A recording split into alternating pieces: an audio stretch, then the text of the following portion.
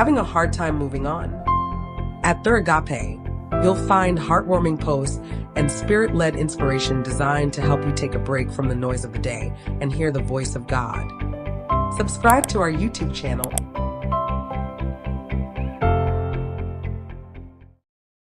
Hello, everybody. Welcome to The Agape. The Agape is a platform where we talk about life's challenges in a therapeutic setting with the agape love of God. We have been talking about divorce, and today I want to talk about divorce and creativity. So, whether you have just gone through a divorce or you're in the divorce process, I want to remind you that there is still creativity in you. I know you're feeling overwhelmed, you're stressed out about the process, going through many different emotions, I understand. But I want us to tap into the fact that regardless of where you are right now in the process or following the decree, that you still have that creativity in you. And I want us to be able to talk about it so that you can regain that hope and begin to look into that, okay? So you may be asking, well, what do I have to offer the world? I am divorced. My spouse left me. I'm trying to find a place to stay. I don't know what to do with the kids. I understand. And I respect all that. The purpose for today's teaching is really to remind you that there is a purpose in you. There is something you can give the world. Do you know how to sew? Do you know how to bake? Can you write a book? There's something that you can give the world. And so today my desire is to encourage you and to remind you, again, do not let the divorce process stop you. Let's dig deep within and see where that creativity is, and let's bring it out. Can you hang in there with me for a little bit? All right, so if you have an idea, let's say you can teach. What you want to do first is to write that thing down. So what is it that you want to do? What is it that you can do? Write it down. And then when you write it down, make up your mind that you're going to make it happen. So after you have written down what it is you want to do or can do, I want you to be honest with yourself and write down the challenges. So after you write down the challenges, or the barriers, or the obstacles, or the hindrances, I want you to read them back to yourself. Then I want you to get honest with yourself and write down what it's going to take to overcome these challenges or these barriers or these obstacles. If you have excuses, then I want you to get to the bottom of it. Why am I making excuses? Maybe it's fear. Maybe it's something financial related. Maybe, whatever the thing is. What is the excuse? Or what are the excuses? Why am I having these excuses? Go deeper. Ask yourself some questions. Sometimes when we're anxious or having fears about something, or when we're procrastinating, it could be a trauma response. That's for a different day, but I just want you to go deeper. Why am I afraid to do this? Why am I feeling tired to do this? Why is it easy to go and do somebody else's job, but when it comes to doing something for myself, I'm having a difficult time doing that? So if it's obstacles or barriers or hindrances or excuses, I want you to get to the bottom of it. Why am I feeling this way? Why am I having a hard time getting started? I have everything that I need, or I don't have everything that I need, but I know if I do X, Y, Z, I'm able to gather what I need to gather to get this thing going. So ask yourself those questions as you're dealing with the barriers, as you're dealing with the obstacles, as you're dealing with the hindrances or excuses. Okay? So before we get to some possible solutions, write some sentences of why you need to tackle this project. Why is this even important to you?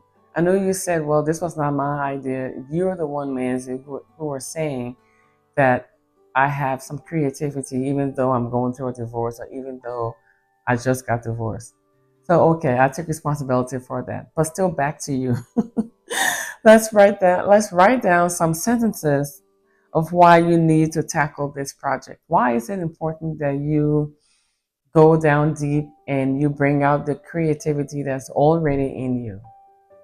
Now put this somewhere, all right? Someplace visible. So write this down, make it visible, make it plain so that you can look at it. Or take a picture of it and send it as a text to some trusted people and just say, this is an idea I have. I believe I can do it. What do you think? Or I want you to hold me accountable to doing it, okay? And then after you do that, I want you to remember that you may not be feeling your best, but I don't want this to be where, well, I'm in a funk, so I'm not going to do it. I want you to do it even though you're feeling funky. I want you to do it even though you're feeling afraid.